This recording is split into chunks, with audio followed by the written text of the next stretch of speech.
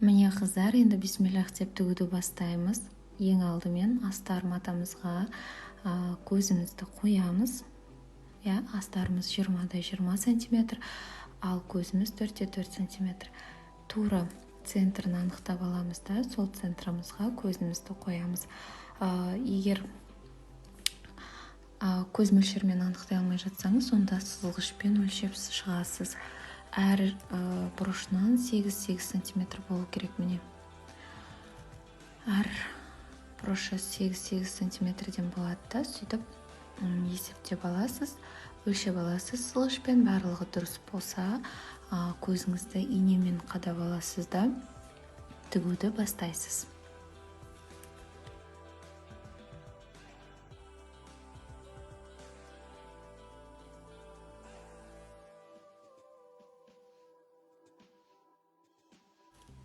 Міне инемен қадап аламыз. Және де тігуді бастаймыз.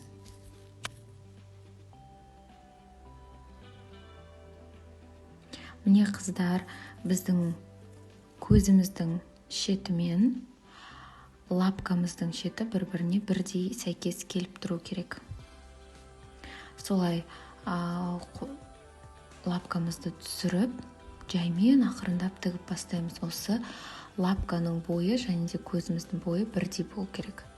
Солай ақырын, жаймен, асықпай, міне көрдіңіздер ма? Екеуі бірдей болып тұр. Сөйтіп тігуді бастаймыз. Қорықпаймыз, саспаймыз, асықпай, жаймен тігеміз. Бастапқыда қателіктер болып жатуы мүмкін. Оның барлығы норма, өйткені бірінші рет тіккен кезде әркімде қате болады, дұрыс шықпай жатады, қисық болып кетеді, жібі тартылып кетеді деген сияқты әртүрлі жағдайлар болады. Ондай нәрселердің еш нәрсесінен қорықпаңыздар. Қолдарыңыз жаттықса, үйреніп кетесіздер. Бастапқыда менде де көп қателіктер болған, ол әркімде қателік болады. Тек сол қателіктер үшін тоқтап қалмаңыздар. Және де мен істей алмаймын деп қойып кетпеңіздер. Қандай ынтамен, қандай ниетпен жігерленіп бастадыңыздар, солай жалғастыра беріңіздер. Міне көзімізді жақсылап тігіп алдық. Көзді айналдыра тігіп шығамыз бір рет. Одан кейін соның бойымен ленталарымызды қойып, міне лентаның шеті көзіміздің шеткі жағымен бірдей болады. Жаңағы лапка қалай болды, дәл солай екеуі бірдей болады да, дәл үстіне саласыз, және де соның бойымен тігесіз. Жаңа лапканың шеті, бір жақ шетімен тігіп шықтық қой. Дәл сол сияқты қазір лентаның да шетімен былай абайлап, асықпай тігесіз. Міне лапкамызды лентаның бойымен қойдым. Солай тіктім. Сәл асырып тігесіздер. Міне тіктік. Қазір бергі жаққа қарай ауыстырамыз. Міне қазір ашамыз лентаны. Міне лентамыз тігілді. Сол лентаны инемен қадап аламыз. Келесі ленталар тіккен кезде жылжып кетпес үшін. Міне енді қайтадан көк лентамызды қоямыз. Жалпы құрақты тіккен кезде өзіңіздің фантазияңызға қарай қандай сурет жасағыңыз келеді, солай істей беруге болады. Менде қазіргі құрағым 2 көк, 2 сары болады. Міне дәл осының бойымен лентамызды қадап аламыз. Негізі бастапқыда үйреніп кеткенше лентаны қадап отырып тіккен өте дұрыс және ыңғайлы. Ал кейін қолыңыз жаттығып, барлығы сізге оңай, ыңғайлы болған кезде қадамай тіге берсеңіз болады. Міне тіктік. Сәл асырып қиып алдық. Енді міне қадап аламыз инемізбен. Енді келесі лентамызды тігеміз. Келесі лентамыз бізде сары түс. Сонда екі көк, екі сары. Екі көк, екі сары. Сөйтіп айналдырып тіге бересіздер. Солай 5 қатар сізде болады. Сол 5 қатардан кейін айналдыра бір рет жай ғана жіппен тігіп шығасыз. Машинканың жібімен. Сонымен біздің құрағымыз бітеді. Міне. Құрақ тіккенде ешқандай қиындық жоқ. Аса қатты қиын емес, тек қолыңызды жаттықтырып алсаңыз болды.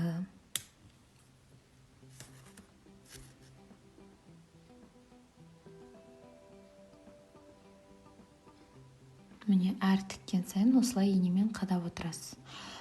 Ине алған кезде де өзіңізге ыңғайлы ине сатып алсаңыз болады. Канцелярский товар сататын жерде қалың инелер болады, ондай керек емес. Жұқалауын, жіңішкелеуін алыңыз. Қиып алдым. Артқы жібінде қиып алып тастап отырсаңыз дұрыс болады. Негізгі алдыңғы жіптерінде қиып тастап, артқы жіптерді қиып тазалап отырсаңыз, жұмысыңыздың арты да әдемі болады. Міне, мына қатармен сары, мына қатармен көк ленталарды тігіп шығамыз.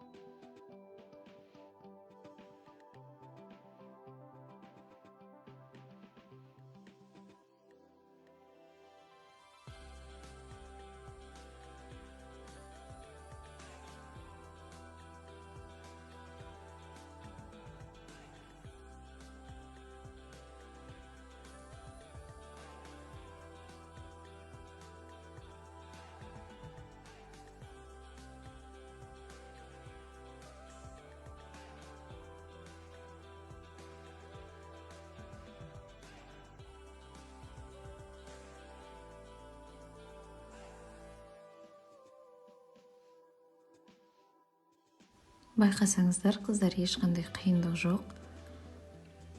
Барлығы бірдей басында қалай көрсетілді, міне солай бірінен кейін бірі жалғасып кете береді.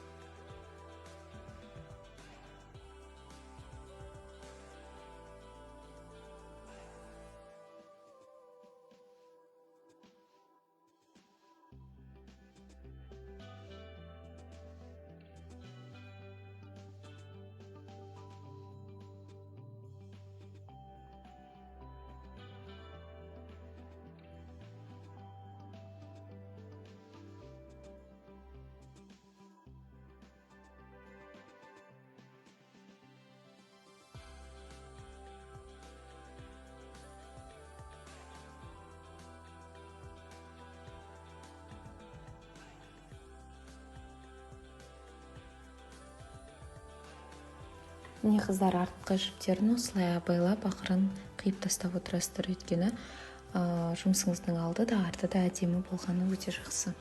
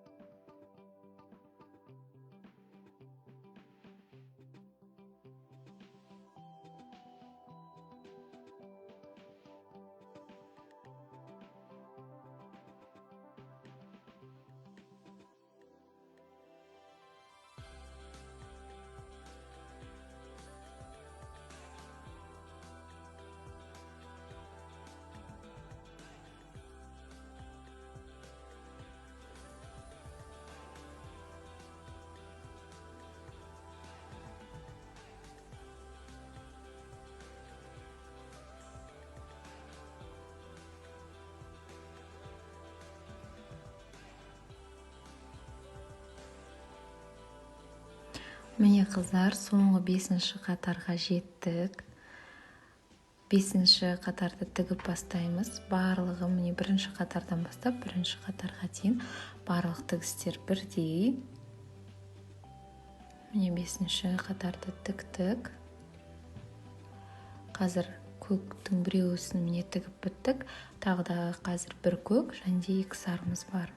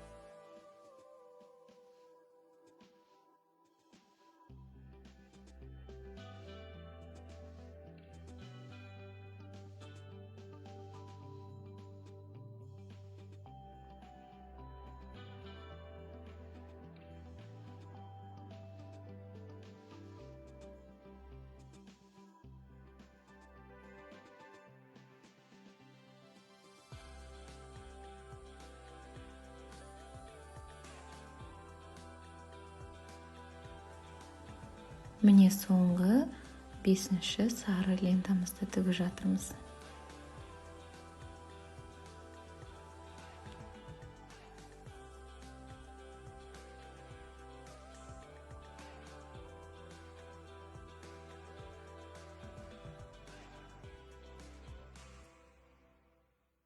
Міне қыздар, бітті. Енді шеттерін айналдырып бір рет тігіп шығамыз. Және де ең соңында закреп береміз. Міне артында байлап барлық артық жіптерін қиып тастаймыз. Жұмыстың арты да, алды да әдемі. Міне құрағымыздың шеткі жағымен қазір айналдырып бір рет тігіп шығамыз. Сонымен біздің бір құрағымыз дайын.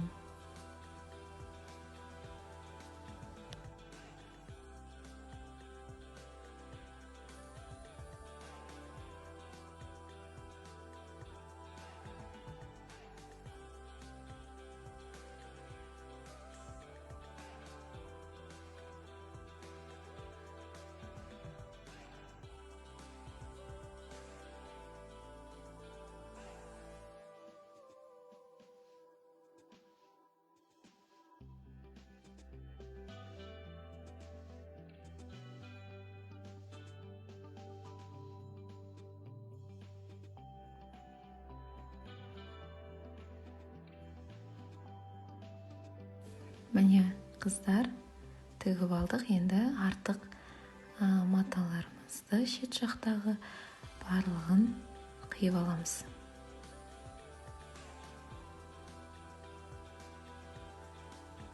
Міне артық керек емес маталарды жаймен асықпай абайлап қиып тастаймыз.